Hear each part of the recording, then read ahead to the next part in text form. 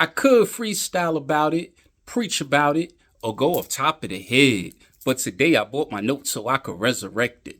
Dead. Yeah! Greetings and blessings to my navigators of the seven seas. I am your locksmith, your symbologist, and metaphysical tour guide, Flat Archie 5000. And I'm back with another one as we navigate through the land of Pineal. Today we're going to unlock your Solomon's Temple to explore the book of Job. So as always, strap on your helmet and buckle up your spacesuit because we're on a mental voyage and we're about to take off before the walls of Jericho come crumbling down. In the tradition of entering Solomon's Temple, we must use a meditative master key to help us stay on the path of enlightenment. It is these divine words that have a literal, allegorical, and metaphysical message attached to them when understood in its proper context. So today we give honors and respect to a mastermind by the name of Ramez Sasson, who once said, "Your mind is your instrument. Learn to be its master and not its slave." Let me say it one more time, in case you forgot the memo. Ramez Sasson once said, "Your mind is your instrument. Learn to be its master and not its slave." Go on and meditate on that, and click your heels 3 times while I ring this bell of enlightenment for that powerful meditative key of wisdom as you enter the corridors of your Solomon's Temple. Okay, masterminds, let me start off by saying, today I'm going to give you a brief description of the book of Job before we deep dive into the esoteric meaning of this insightful book. But also keep in mind that from a mystical standpoint, the book of Job can be understood as a symbolic and allegorical narrative that conveys profound spiritual insights and truths about the nature of existence, suffering, and the human quest for enlightenment. We must interpret the character of Job as a symbol of the soul's journey towards spiritual realization and a union with divine consciousness.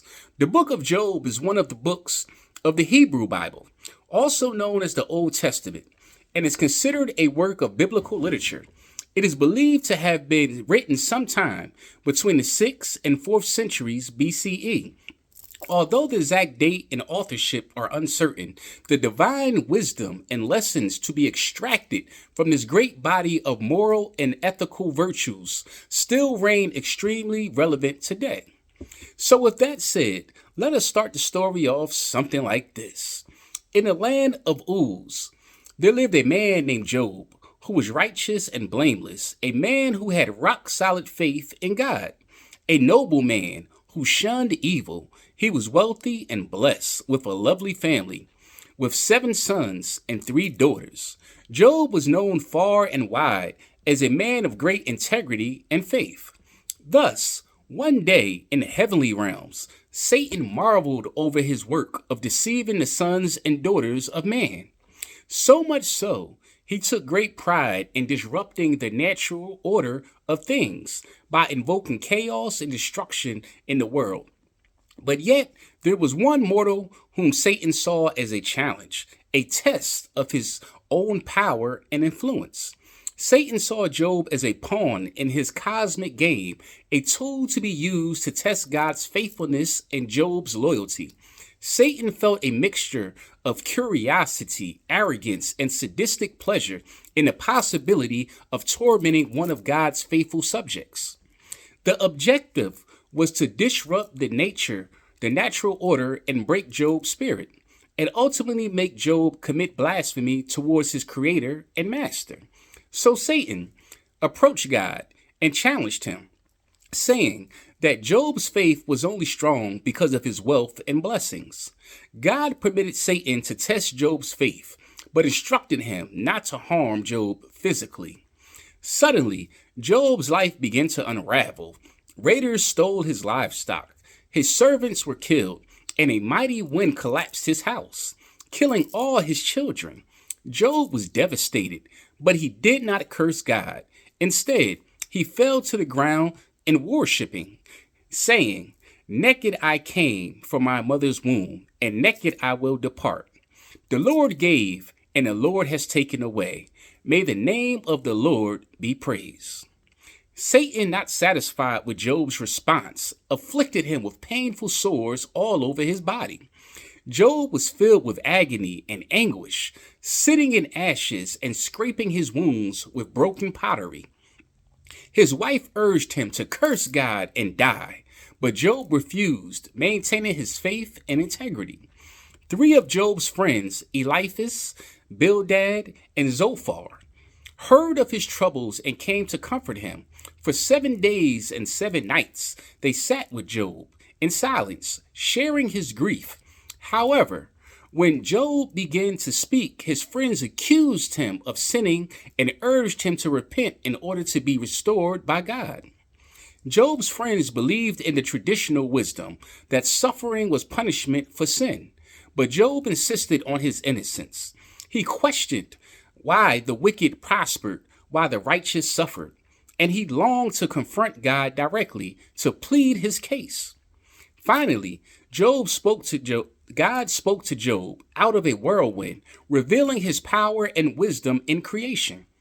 He challenged Job's limited understanding and reminded him of his sovereignty over all things. Job was humbled and acknowledged his ignorance, repenting of his pride and trusting in God's wisdom. In the end, God restored Job's fortunes, blessing him with double the wealth he had before. Job lived a long and prosperous life, seeing his children and grandchildren to the 4th generation. He died old and full of days, knowing that his faith had been tested and proven strong. Let's ring the bell for that. Okay, masterminds of Solomon's Temple, let's place this story in its proper esoteric context. Let us not get spooked out about the literal narrative of a conversation between God and Satan, because the true concept of the book of Job is based on a profound meditation on the nature of suffering, the limits of human wisdom, and the mystery of divine consciousness.